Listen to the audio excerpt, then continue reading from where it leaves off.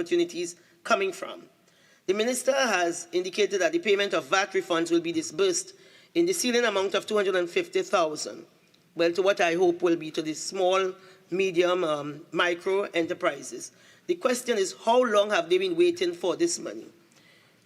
Mr. President, the BRR website states where any amount that a person is required to pay to the board is not paid by the due date, it attracts a penalty of 8%.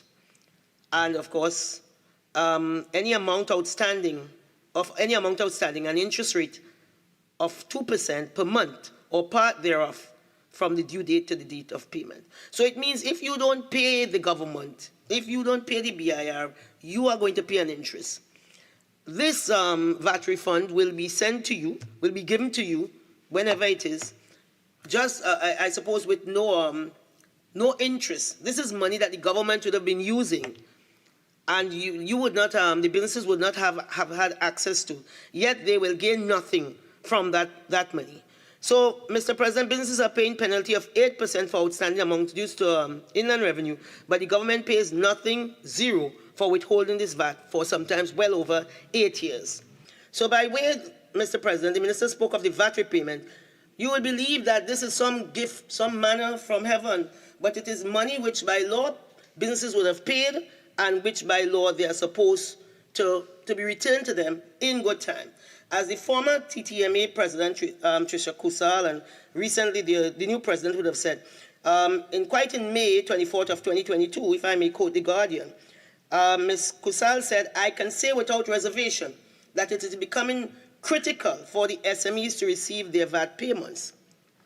And one of our independent senator also spoke about that, the urgency, the fierce urgency of now with respect to businesses, the small, micro enterprises. As was said before, maybe the big ones, they have a relationship with the bank, but a lot of these businesses are struggling.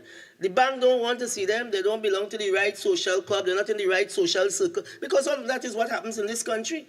This is a serious country where it's who you know really and truly. So Ms. Kusal said up to December of, I suppose that was last year, 29.1 million was received in VAT refunds, with over 140 million still outstanding. So the government really paid only about 20%. And you have another 140 million outstanding. What that means, that is working capital for small businesses. So, Mr. President, it is fundamentally important for the outstanding VAT refunds owed to the manufacturing sector to be prioritized, as their cash flow is being significantly affected. And in order for the continued growth of the non-energy sector, having cash to facilitate transaction is imperative.